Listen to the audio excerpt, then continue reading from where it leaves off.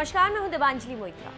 चुनावी खुमार के बावजूद ये देश जम्मू कश्मीर के पुलवामा आतंकी घटना को नहीं भूला होगा और इस हमले के बाद भारतीय वायुसेना ने जिस तरह से 26 फरवरी को पाकिस्तान पर एयर स्ट्राइक की, ये देश ऐसे पराक्रम को भी हमेशा याद रखेगा।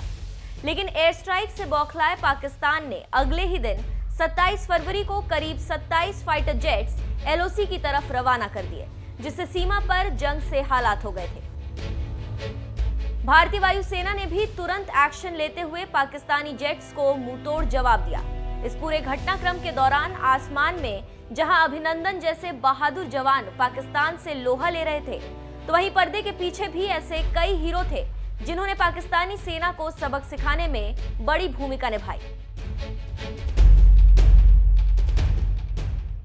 ऐसी ही एक हीरो थी एक महिला स्क्वाड्रन लीडर, जिन्होंने अपनी सूझबूझ और असाधारण सतर्कता से हमले को नाकाम बनाने में पूरा साथ दिया।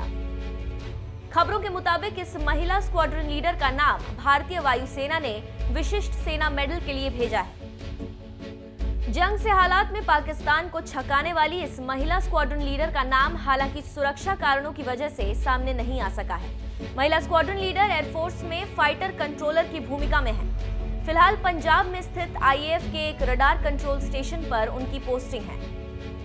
27 फरवरी को जब पाकिस्तान की तरफ से करीब 24 F-16, JF-17S और मिराज 5 से हमला किया गया, तो फाइटर कंट्रोलर ने उस तनाव भरे माहौल को काफी अच्छे से संभाला और लगातार भारतीय फाइटर पायलट्स को पाकिस्तानी जेट्स की जानकारी देती रही।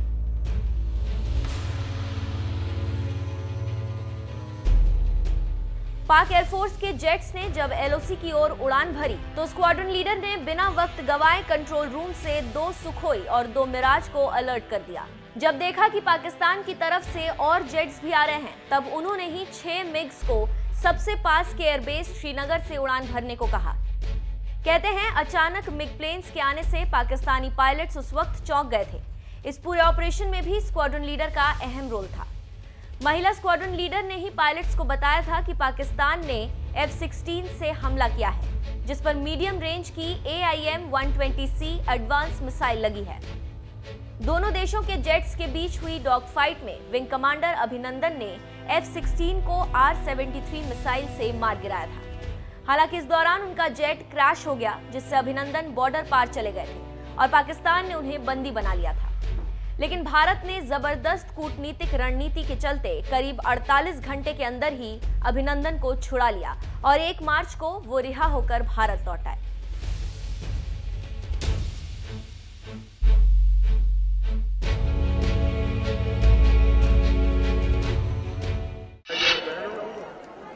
आप सभी गवाह हैं कि पहले यही काम ये लेफ्ट वाले किया करते थे। अब दीदी ने उनके हथियार पर कब्जा कर लिया। सिर्फ कब्जा ही नहीं किया है, उसे और धार दे दी है। मैं पश्चिम बंगाल की जनता को कहना चाहता हूं, ये भी चाहे लेफ्ट हो, कांग्रेस हो, ममता दीदी हो, ये एक ही थाली के चट्टे बट्टे हैं।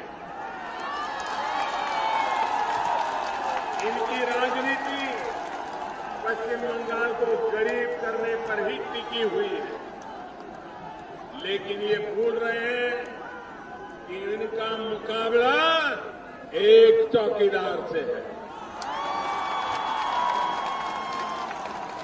आगे बहनों, बहुत ईमानदारी से, बहुत परिश्रम से ये चौकीदार पश्चिम बंगाल के लोगों के लिए काम कर रहा है।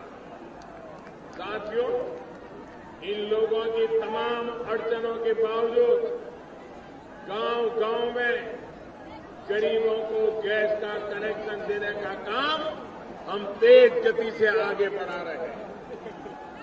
गरीबों को अपना पक्का घर दिया जाए, गांव-गांव में शौचालय बने, बिजली कनेक्शन दिए जाएं, बच्चों और गर्भवती महिलाओं का टीकाकरण किया जाए।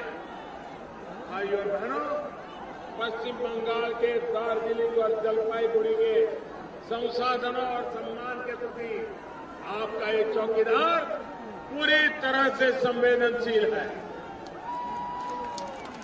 यहाँ के चाय बागानों में काम करने वाले साथियों की जरूरतों का मुझे पूरा एहसास है।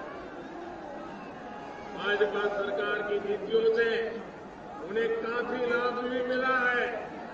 ये और हो सकता था अगर दीदी का स्पीड ब्रेकर बीच में न आता। यहाँ के आदिवासी बच्चों की शिक्षा, युवाओं को रोजगार के नए अवसर, पाइन एप्पल पैदा करने वाले किसानों के लिए फूड प्रोसेसिंग यूनिट, मुझे आपकी हर आवश्यकता का पता है। बस मैं ये स्पीड ब्रेकर हटने का इंतजार कर रहा हूं। यहां पर तेज गति से तब तक विकास मुश्किल है जब तक कानून व्यवस्था बदहाल है। इसके अलावा कनेक्टिविटी भी टूरिज्म और उद्योगों के लिए बहुत जरूरी है। इसलिए एशियन वेस्टर्न हाईवे हो या फिर रेलवे का काम हो, अनेक प्रोजेक्ट पर काम चल रहा है।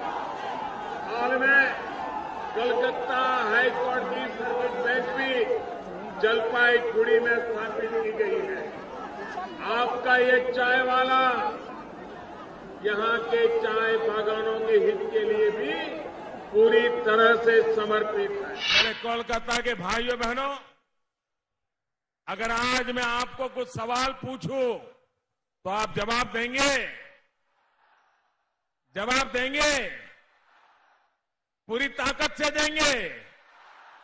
जहां आपकी आवाज पहुंचानी चाहिए वहां पहुंच जाएगी, पक्का पहुंच जाएगी। आप मुझे बताइए, ये जितने अचीवमेंट मैंने बताए, चाहे सर्जिकल स्ट्राइक हो, चाहे एयर स्ट्राइक हो, चाहे अंतरिक्ष में स्ट्राइक हो, चाहे कोलकाता से बनारस तक वाटरवे की व्यवस्था हुई हो, ये सारा कुछ, ये सब कुछ किसके कारण संभव हुआ है? किसके कारण संभव हुआ है? 5 साल के भीतर भीतर ये सब किसने किया है? जी नहीं, ये सब मोदी ने नहीं किया है। ये सब आपके आशीर्वाद के कारण हुआ है। ये आपके कारण नामुमकिन को भी मुमकिन बनाया है। भाइयों और बहनों, ऐसे समय में जब स्वामी विवेकानंद के सपनों का भारत बनाने की तरफ हम आगे बढ़ रहे हैं, तब हमारे ही देश में कुछ लोग हैं जो मोदी का विरोध करते करते मां भारती का विरोध करने लग पड़े हैं। आप मुझे बताइए, एयर स्ट्राइक का सबूत कौन मांग रहा था? एयर स्ट्राइक का सबूत कौन मांग रहा था? एयर स्ट्राइक पर शक कौन कर रहा था? सेना को निराश कौन कर रहा था? आतंकियों की लाशें दिखाओ, ये किसने कहा था? आतंकियों की लाशें दिखाओ किसने कहा था? सपूतों से सबूत मांगने का पाप कौन कर रहा था? सपूतों से सबूत मांगने का पाप कौन कर रहा था?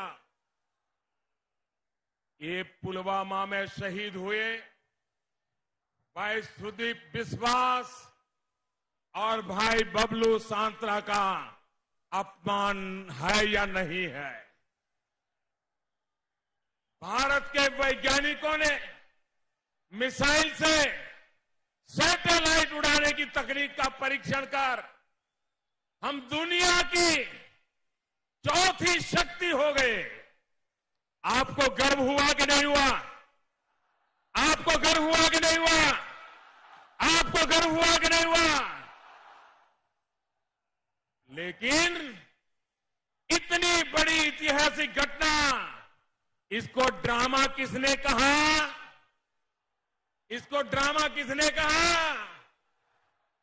साथियों, आपका ये चौकीदार जो 5 वर्ष से कर रहा है, उसका सामर्थ्य हमारे पास इन 5 वर्षों में आया है, ऐसा नहीं है। हमारे वीर जवानों के पास एयर स्ट्राइक और सर्जिकल स्ट्राइक का हौसला पहले भी था। हमारे वैज्ञानिकों के पास अंतरिक्ष में सैटेलाइट को मार गिराने का सामर्थ्य पहले भी था। अगर कुछ नहीं था तो तब की सरकार की नीयत नहीं थी, उनके हिम्मत नहीं थी।